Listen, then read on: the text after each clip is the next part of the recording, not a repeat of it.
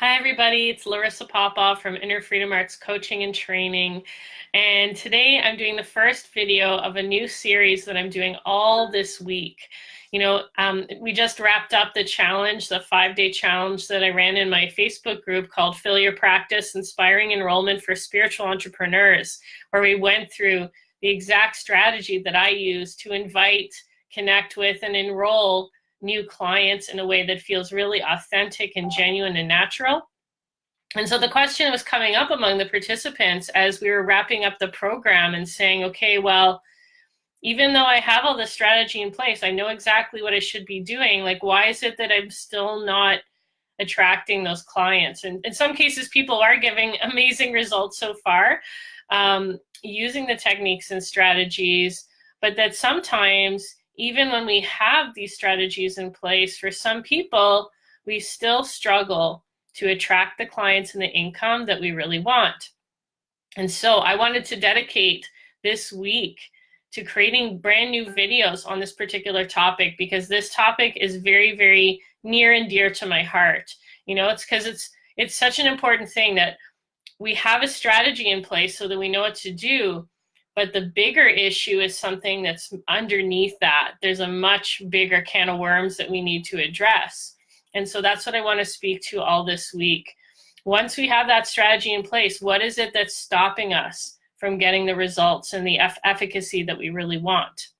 And so what often happens when I first start working with clients is that they'll say things like, oh, well, it must be because of my age, or it must be because of where I live, or it must be because of the niche that I'm in, or it must be because of this timing or the competition, or there's all kinds of reasons people can come up with to explain and justify and rationalize why they're not getting the clients and income that they really want.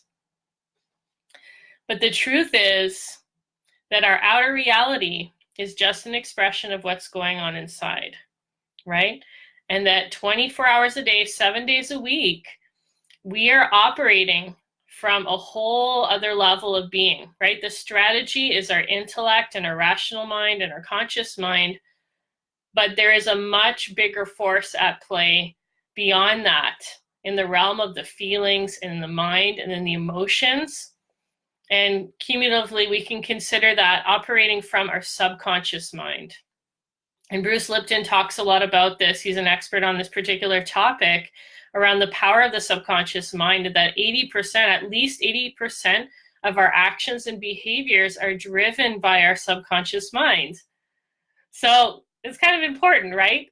We can have all the deliberate strategy and action that we know we should be taking, but what is it that actually stops those actions from happening or making those actions effective is happening on a deeper level, at the level of feelings, at the level of the mind, at the level of these past impressions and perceptions and beliefs that we carry every single moment of every single day into every situation.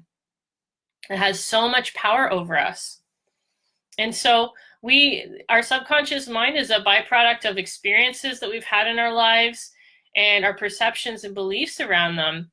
And so when we go into situations where we need to take an action or receive something or believe or behave in a way that goes outside of this comfort zone of our subconscious programming that we've been carrying with ourselves our whole life, our nervous system kicks into the fight or flight response.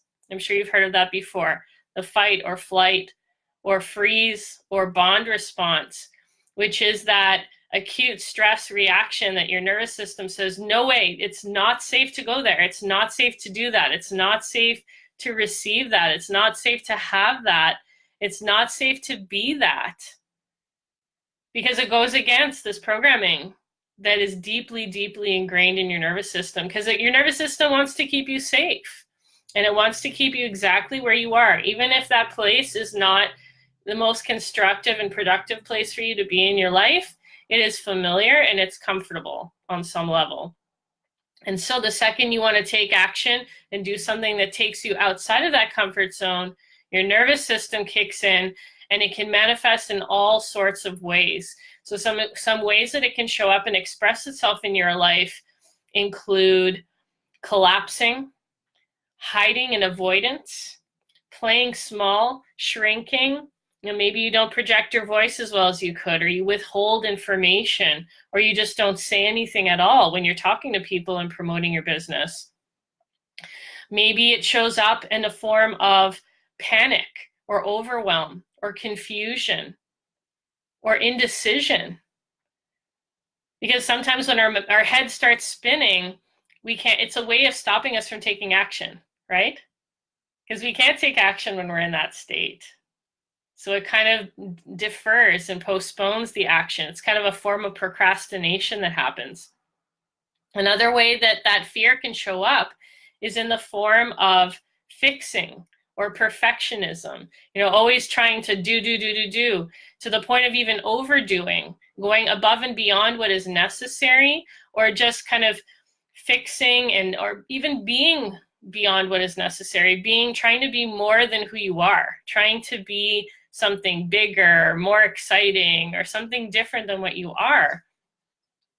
So even whether we're shrinking and we're playing small, we're not being ourselves, but then the opposite of putting so much energy into it and overdoing it also doesn't come across as authentic either, right? Either way, we're not being authentic because we're not being natural or not being ourselves when we're in that stress response.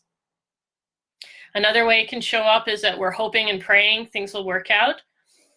And finally, another way it can show up is being in battle. We talk about fight or flight. That aspect of fight refers to anger or aggression or frustration. And we can go into battle around taking those actions. In battle with other people, battle with ourselves, or we can attract conflict through taking that action. There's a part of us that's like, oh yeah, I'm going to show you kind of thing, right?